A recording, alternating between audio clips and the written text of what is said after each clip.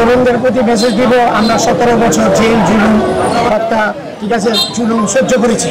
আমাদের তারিখ যে দিক নির্দেশনা দিয়েছে, আমরা তারিখ যে দিক নির্দেশনা অনুসারে আমরা কাজ করব। আমাদের মাঝে চাঁদাবাজি, মাস্তানি, মাদক ব্যবসায়ী, সন্ত্রাসী আমাদের দলে ঠাঁই নেই, ঠিক আছে। এটা আমাদের এই 25 নম্বর ওয়ার্ডের আমি যুগ্ম সাধারণ সম্পাদক মামুন, এটা আমার কাছে থাকবে। আমার পাশে আছে সাধারণ সম্পাদক আসাদুল ইসলাম মোরল। এখন মোরল ভাইকে আপনি জিজ্ঞেস করতে হবে।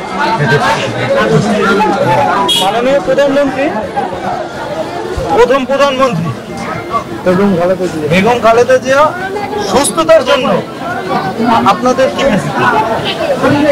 আমাদের মেসেজ হচ্ছে একটাই, সারা বাংলাদেশের মানুষ বেগম জিয়ার যেভাবে শ্রদ্ধা করে, যে আপোষের নেত্রী, আমাদের প্রিয় নেত্রী, তার যে অনুকরণা, তার যে দেশের প্রতি অবদান, তার যে আপোষহীনতা, সেগুলি যদি আগামী দিনে আমাদের নেতাকর্মীরা তার অনুকরণে, তার অনুসরণ করে এই দেশটাকে নতুনভাবে গড়ার জন্য এগিয়ে আসে, সেই আহ্বানই আমরা এই তরুণদের প্রতি আহ্বান জানাবো। এবং আগামী দিনে তরুণই হচ্ছে আগামী দিনে যে নেতৃত্ব দেবে, এবং তারা যারা 17 বছর 18 বছর ভোট দিতে পারে নাই, এটা কি বলবো, যেটা দুঃখ প্রকাশ ছাড়া কিছু নাই।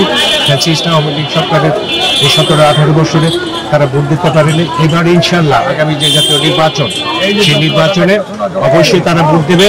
আমরা বিশ্বাস করি ধানের শীষের পক্ষে তারা ভোট দেবে। বাংলাদেশের মানুষ, সাধারণ মানুষ কেন ধানের শীষকে ভোট দিবে?